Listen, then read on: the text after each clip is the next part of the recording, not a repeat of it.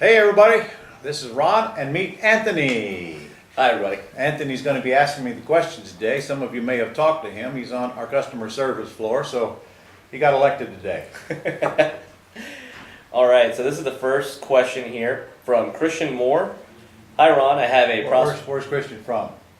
Christian did not say. Naughty, naughty, naughty. Where you're from might determine my answer, so always put in there at least what city. I don't need your address, but I need where you live. So Christian Moore asks, hi Ron, I have a prospect in Indiana who is 12 months behind. Now I know where she lives. All right. I have a prospect in Indiana who is 12 months behind on her mortgage. Uh-huh. The ARV is 500,000 and Right. she's asking 450,000. Right. She has two mortgages, City and Chase, for 350,000. Okay. The PITI is 2,300. Okay. Times 12 months behind? She's Ooh, she's yeah. 30 grand behind, isn't she? Oh yeah. Okay. My mentor said I should do a subject to and then look for a lease purchase buyer. My question is whether I should try to do the lease purchase while negotiating with the banks, putting together a down payment that could satisfy the delinquency, or straight to the banks and try to negotiate a forbearance deal before looking for an LP buyer. Okay. First of all, if you find a lease purchase buyer, they're going to suck up all your profit because it's going to take $30,000 to bring the loan current. I'll tell you what I would do. She owes $350. She wants $450. She's not getting $450. I might offer her to take over her debt and pay her closing cost and bring her payments current, and that's it. That's where I would start. And then if I did give her anything, it would be money at the time you cash out. So by taking her out of foreclosure, you save whatever equity she is going to get, and you stop the foreclosure. But that does mean you'd have to come up with $30,000. But if you're going to do that, Christian, you need to get a lot of equity for it. So if it's truly worth $500,000 and she owes $350, I might be offering her maybe $20,000 on the back end when I cash out, plus the $30,000 plus the closing cost up front. That's a good deal for her because she's not going to be better than that when she's in this position. You didn't mention whether they filed foreclosure on her or not, so I don't know the urgency here. But that would be my first step. If you do want to pay $450 for it, then obviously all that money's got to come somewhere to pay those loan payments current. You can't put a tenant in there with it behind like that. So you're working for free on the front end. So the next question is, okay, if I get somebody to pay me $500 and they give me $30,000 down, how do I get paid? So the answer better be you get a bunch of equity on the back end, so even then you need a discount on that purchase price to make it work. I hope I didn't create more questions than I answered, but that's my final answer.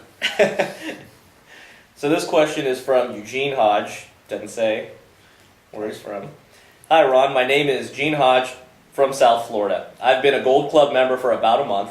I have a couple of prospects in my area. I recently found out that the city was planning to invoke eminent domain over a couple residential neighborhoods that are a part of my ant farm area. Okay. Have you, your vast career, ever dealt with eminent domain? Yes, I have, and there's nothing you can do about it. So they want the property, they're going to get it.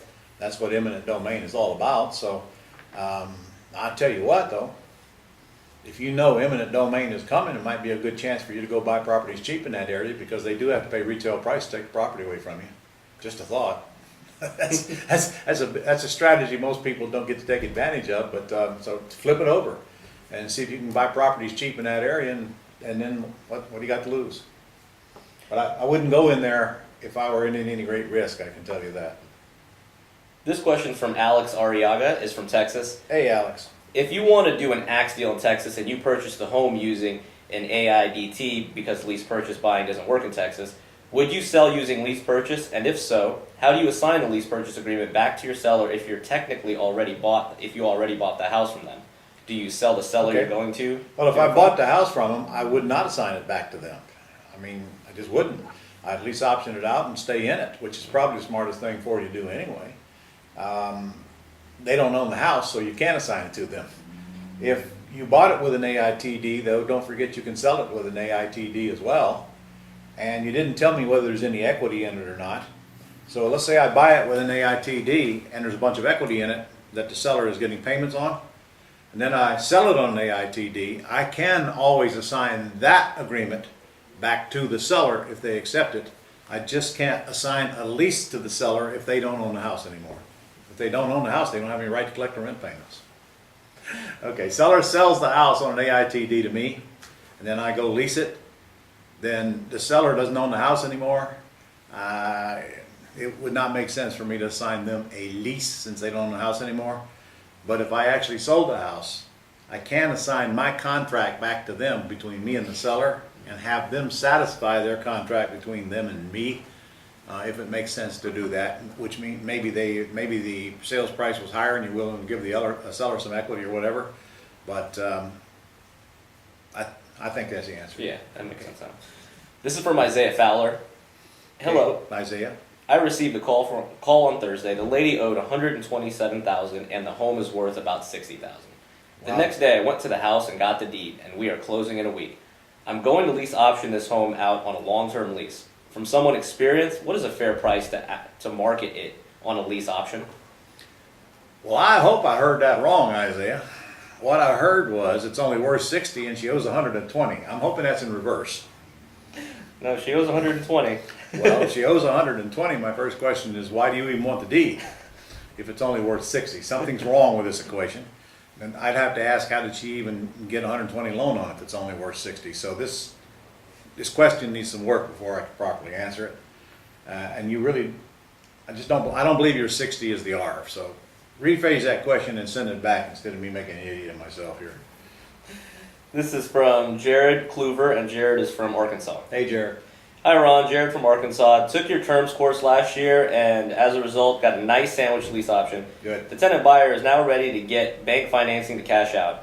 Okay. What is the proper way to be listed on the closing docs to get paid out so it doesn't raise a flag to the lender? Okay, the easiest way is to do it as an option fee. Do not do it as a commission, but you can do it as an option fee or a consulting fee. I prefer option fee. That tells the whole world that you actually had the property under contract. And he also asked, does the new TRID affect us in any way? Does the new TRID? First, tell me what that means and I'll answer the question. He says, to make sure I'm clear, in order to close, we will create a separate purchase and sale agreement between the seller and the tenant buyer. We have our seller sign as seller and have the TB sign as the buyer, but we are nowhere on the P and S. Where does the tenant buyer's option fee get reflected as a down payment or reduce the purchase price since the money came to us rather than the seller? I'm actually doing one of these as we speak this week. It is correct. I tried to get the seller to do a new agreement with the buyer because it is certainly in their best interest, but that agreement has to be for the full price. Or another way to do it is that you simply reduce the price, taking out the deposit that they gave me, but then that doesn't show as a down payment for them. So the easiest way to do it, let's say I bought it for 100 and I sold it for 110. I would simply have the seller write a new contract with the buyer for 110, showing the seller has received the $10,000 deposit. And if the bank wants to prove that, then they would have to come back to you and you'd have to show them where the deposit went and prove that you got it, and probably even give them the original lease option agreement.